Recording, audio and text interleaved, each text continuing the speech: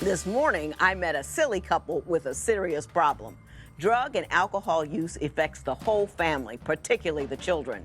And when both parties deny their own problems and point fingers at each other, they generally end up here in divorce court. Divorce court is now in session. Good day, ladies and gentlemen. I'm here with Desiree Russell and Zachary Russell. The two of you have been married 4 years. You have 2 children together. Mrs. Russell, you say that this man smokes entirely too much weed. Why don't you tell me how bad the weed issue is? Well, this man spends about $2,000–3,000 a week on marijuana. Hold up. 2,000–3,000 a week? A week, yes. Not a month? No, he buys about 2 ounces a week. What kind of weed do you smoke? You know, that California good. Where'd you get that kind of money? Hey, I have a prescription for it, all right, Your Honor? He does have a prescription, but he feels the need to smoke with everybody and anybody. I know way Hang on. Now, what do you do for a living? I work at a restaurant, and I also buy and sell stuff online. You're very good at it. You must be. $2,000 to $3,000, unless she's got that wrong. Is she telling me a story? She must be smoking something, because $2,000–3,000 a week is way too much. Just about how much are you spending? I would spend on the average week about 500. 500 is good. But we have an agreement where I have my money, she has her money. So it's not like I'm spending her money on my weed. He's right. Mine goes to the bills. Do you contribute at all to the financial goings-on in the house? Light, rent, all that kind of stuff. Do you do that? Oh, absolutely. I do pay the utilities, and I do chip in for the rent. I'm always buying food. How big a chip do you put in? Whatever she's lacking. Yeah, whenever I send every dollar in my check. Primarily, it is her job to maintain the rent and the house financially. Well, I help too, but for the most part, yes. Yeah. But you're spending $2,000 a month on weed. Don't you feel a little bad about that? Not really. Because, look, here's the thing. I may spend that on my weed, but all the time she's going out to the bars and she's spending $10–12 on shots, and she's constantly drinking. I'm trying to go with her and hang out with her at these bars, and she's always like, nah, I need to wind down. I need my time to myself. How often does she go to the bars? Oh, every night. Every night she has to wind down. But now let me ask you this. You've got a 2-year-old and a 6-month-old. Who's taking care of them? I mean, you drunk, he's high.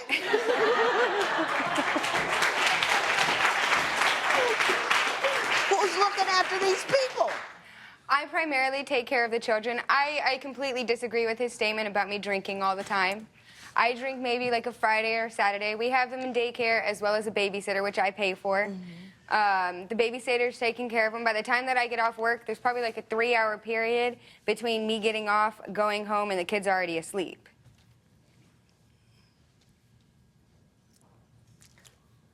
The kids are always asleep because after work, she's going to the bar, and by the time she gets home, the kids are asleep. And she hired a babysitter because she's always getting sloshed.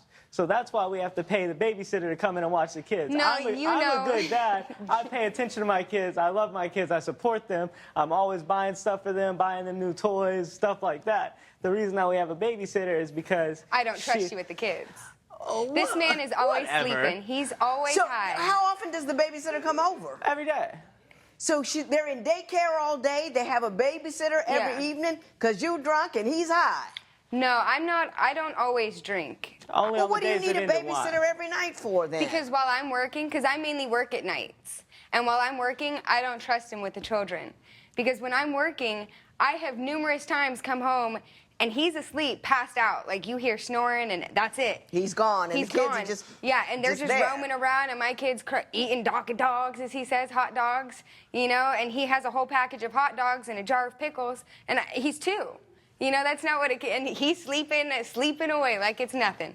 Why? Because he just smoked a blunt straight to the face and he's gone. I mean, the guys too. It's not like he's gonna go outside or anything or open a door. That's why I have a babysitter. Oh, you can't imagine what a 2-year-old can get into. Hey, you must really be high if you don't think a 2-year-old can't get. 2-year-olds don't do anything but get into trouble. Yeah.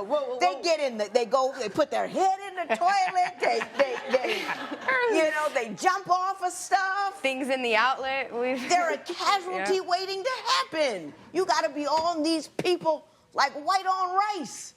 I mean, when I smoke, I'm not like just dumb or like vegged out or anything, you know, like I'm still there. Like I have common sense. I mean, I'm not just like, oh, let them do whatever they want. You know, I mean, I am a good dad. But it does slow your reaction time a little bit, wouldn't you say? Oh, well, of course. I mean, Well, see, he doesn't take like 1-2 hits. He himself smokes a whole entire blunt, and then he says, I gotta go lay down. And then he lays down and he falls asleep. He is, when he's awake, he's coherent enough to play with the function. kids. Right, but when he smokes, I smoke cigarettes. I smoke maybe about once every 20, 30 minutes. Your poor children. I mean, they're going to have secondhand smoke, nicotine problems. They're going to have a contact high from him. Good gravy. You guys quit. Ooh. Anyway. You say he's a great dad when he's not asleep. Yes. Yeah, he plays with the kids. He's very interactive with them. He teaches them. Like, my kid knows how to count to 20, and he's 2. You know, and that's because of him. I don't deny him being a good father, but I feel that if he just put the weed down or even slowed down, because his first love was Mary Jane, he will never put her down. Never. Like, that's just that. Everyone else comes second. Mary Jane is first. Mm-hmm. Do you ever worry at all or get concerned that as your kids get older, that weed smoking might introduce them to ideas they ought not have? That's amen. I mean, I do worry about it, but I feel like we're going in the right direction, and eventually it's going to be recreationally. So, I mean, I'm hoping by the time they actually understand what I'm doing and what's going on. It'll be legal for them to do it, too. Yeah, we just have a little powwow. You know, like the natives used to do, smoke circles. Smoke circles. I mean, I'll wait till I turn 18. See, whenever we talk about anything serious, he always has a joke to crack. Just like that. Well, that's why you like him. That's why you married him, because he's funny and he entertains you. Yeah, and he's easy to get along with. And he's easy to get along with because he's high all the time. Yeah, but then So we're going to move forward. We're going to get off this issue for a while because, Ms. Russell, you have a concern that you think is very basic to your life, is that your sex life has decreased 60 to 70%, and I want you to tell me why you believe that has occurred.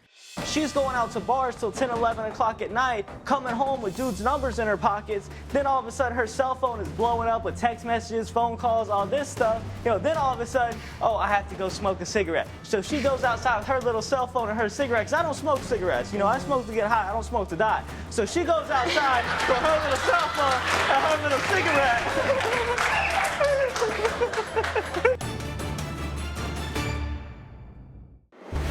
Are you recently married but ready to call it quits? Call toll-free at 1-877-311-2222 or visit our website at divorcecourt.com. Follow us on Facebook and Instagram at Divorce Court. Have you been living together for years but find that splitting up is as complicated as getting a divorce?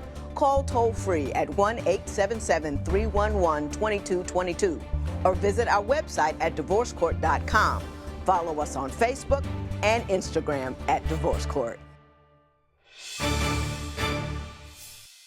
So explain to me about the lack of romance at your house.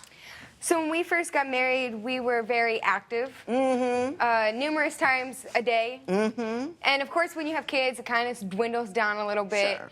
But I realized that the more and more he's been smoking, because when we first got married, he didn't smoke nearly as much. But the more and more he's been smoking, the less and less sex we've been having. And he just passes out. And then when I try to go up and, get something started. Exactly. He'll take his end, and then he'll go right to sleep. And then I'm stuck there, and he wakes up and he goes, Oh, that was so good last night. Now, Mr. Russell, are you a selfish lover and someone who only satisfies himself and not worried about the wife? Once you get the game-winning touchdown, I mean, you don't want to go out for another play. I sort of want to have this conversation. I was like, oh my God, let's talk about the cell phone. My understanding is, Mr. Russell, that you believe that your wife spends far too much time on social media. Oh, absolutely. She always has these new guys sending her requests, and they're always commenting on her photos. Oh, you look good in that, you know, sexy, you know, stuff like that. And, I mean, I'm okay with it. I realized a long time ago that dudes are going to try to get with my girl. You know, if they're not, then she's probably not that good looking and I shouldn't be with her. You know, when you're with a good looking girl, it's going to happen, you know. So I started to accept it. But where I start to draw the line, Judge, is whenever she's going out to bars till 10, 11 o'clock at night, coming home with dudes' numbers in her pockets, then all of a sudden her cell phone is blowing up with text messages, phone calls, all this stuff. And I'm like, hey, you know, who's calling you? Who's hitting you up right now? You know, it's 2 a.m. You know, what's the deal? We're married, you know? Oh, it's nobody. Oh, it's a wrong number. You know, then all of a sudden, oh, I have to go smoke a cigarette. So she goes outside with her little cell phone and her cigarette, because I don't smoke cigarettes. You know, I smoke to get high. I don't smoke to die. So she goes outside with her little cell phone and her little cigarette. And she's out there and she texting. Crazy, you know, she texting, she talking. I'm like, hey, you know, who you texting? It's 2 in the morning, you know, what's up? Oh, it was a wrong number. It's nobody. Oh, I'm playing a game. Hey, girl, you waking up and playing a game on your phone at 2 a.m.? I mean, come on. Do I have stupid on my phone? Ms. Russell, Ms. Russell, are you going out at night, getting other guys' phone numbers, spending time on the phone, texting people back and forth? Well, with all due respect, of course, when you go out and you're drinking, there's always those 1-2 people that are trying to give you a phone number, trying to get in your pants, and I have not accepted, not one time. When they give me the phone number, occasionally I've said, oh, yeah, I'll go put this on the bathroom wall for you. You know, but other times, if I'm real saucy, I won't say anything. I'll put it in my pocket, and then I'll forget go about home. it. Right, exactly, and that's that. And there is no way that any of that is true because we share a phone. You only have one phone? We only have one phone. This man broke his phone and then claimed my phone. And so now we share a phone, and if I ever want to use the phone, I have to ask him permission. So that's, you know, that's nowhere true. That is true. There's always people blowing up the phone. Like, I don't know. I'm like, oh, how'd you get this number? Oh, don't worry about it. Remember that guy that called the other day and I was like, hey, who is it? Mr. Russell, talk to me. Some guy called the other day and said what? Some guy called the other day and was like, hey, sexy, and I was like, hey, how you doing? I mean, I was like, yo, what's up? What's your name, you know? And, is this Sarah? Well, no, this isn't Sarah, you know? What's up, though? Who are you, cutie, you know? Just trying to get some sort of information, you know? And he was, oh, don't worry about it. Click, and just, like, hung up. Then I call back, and it's like, no answer. I text, you know, no response. And it's like, you know, what's up? Who's calling you sexy? You know, we're supposed to be married, you know? I mean, I got you. I got you.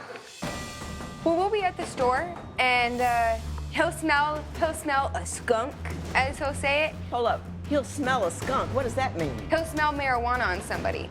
Oh. He has the nose, and he'll hunker his head down and go like a dog. Have you been living together for years but find that splitting up is as complicated as getting a divorce? Call toll-free at 1-877-311-2222 or visit our website at divorcecourt.com. Don't forget to join the conversation on social media. Go to facebook.com/divorcecourt and follow us on Twitter and Instagram @divorcecourt.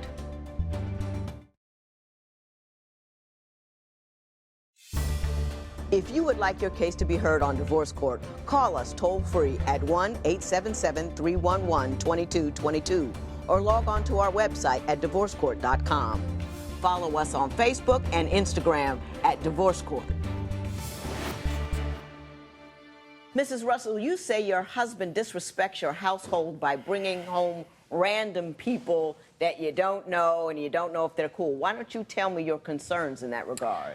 Well, we'll be at the store, and he'll smell a skunk, as he'll say it, and he'll be like, puff, puff, pass. And then I'll ask him to come on over, and then all of a sudden we have 2-3 random people at our house smoking. Hold up. He'll smell a skunk. What does that mean? He'll smell marijuana on somebody. Oh. Yeah, he has the nose, and he'll hunker his head down and go like a dog. And that's how I know that he smelt something. It's like they're bears or something, you know? So whenever he meets someone who he believes smells of marijuana, he brings them home to smoke with him. Yeah, or people in our we live in an apartment complex, and I can't tell you how many people have been like, so I smell this aroma from your place, and I was kind of wondering if maybe you had something. Do you invite a lot of people to partake with you? Oh, yeah. Sharon's Karen. I told you And about I'm sure you check for their medical card before you give them a joint, though, right? Everyone. Absolutely. Aren't you a little concerned by and seriously, though, bringing random folks over when you got a 2-year-old and a 2-month-old? Yeah. Because random people are random people, and you don't know what kind of random habits they have. You're right. And you're high. I'm just looking for better connects. But I'm serious, though. Seriously, though. Don't bring random folk home. You want to be random, go random over somebody else's house. But don't random around your kids like that, because you just, one moment you're looking and you never know. You never know. My father used to bring, they were hard-drinking dudes back in the day. And she said, I always knew where all the men were, and I always know where you were. And if one man passed that line, that invisible line in the house, she was right behind him, because you can't trust nobody. That's the truth. You know what I mean? You can't trust anybody around your kids. Yep. So you be cool. It's like the mama bear. Yeah. You know, it automatically you got to be in. all over that, you know? Yep. You know, Uncle Fred isn't cool all the time, you know what I'm saying? We had the other day, there was this lady that had came by. He had gone to the vending machine to get himself a drink, and some lady had came by knocking on the door. I didn't know who it was. I just got off work. I put my pants on. I open up the door, and her head pops around the corner real quick right into my face, and I was like, hi? And she had stated, I smell what you have. I want what you have. I have what you have, but I need what you have. And I was like, I don't know what you're talking about. I don't have anything you need. You know, and immediately the mama bear in me kind of comes out, and my fist kind of clenches up, because I'm not sure what she's trying to do, what she needs, what I have, you know? And I don't smell it that often anymore, just because I'm so desensitized by it, you know? Right. And apparently she had smelled that, and that's what she wanted. And she had came by, random lady, he never met her before, and was looking for what we had. He's constantly bringing around random people, intentionally or unintentionally, that want what we have, you know? And that's not something that I have. You at all? Yeah, sometimes, but not too often. I mean, potheads typically aren't violent, dangerous people. You know, so if someone wants a little pot, I don't get nervous. My red flag doesn't go up. They're not an immediate danger or threat, because, I mean, you know, we're peaceful people. Just sitting there. Right, we're just... Yeah, because they take naps. Gotcha. Couch locked. Gotcha. Couch locked. Be a part of the divorce court conversation on social media. People always have something to say. We put new clips on Instagram every week. You, him, and a sugar daddy all lived in one house? Yes. Can't make this stuff up. You can follow us on Facebook and check out our Twitter feed. You can also use the resources on our new website, divorcecourt.com. Are people around you tearing your relationship apart? Call toll-free at 1-877-311-2222 or visit our website at divorcecourt.com. Follow us on Facebook and Instagram at Divorce Court. Mr. and Mrs. Russell, I've enjoyed you. You've amused me. I'm glad you came. I know you guys aren't going to separate, so I'm not going to pretend like you are. I will say this to you. Please heed my cautions about the random people in the house. That's the only thing that really kind of concerns me a little bit, is you got the random folks in the house, you got the little kiddies. Never a cool thing to do. But what I would do if I were you, you guys need to stay together, love one another, put down the intoxicants every once in a while, just, you know, so you can be clear-headed and say, it's a fun thing just to be sober and with it and be able to think and not have to intake something into your body in order to have a wonderful day. And please, whatever you do, keep him off the streets. This matter is adjourned.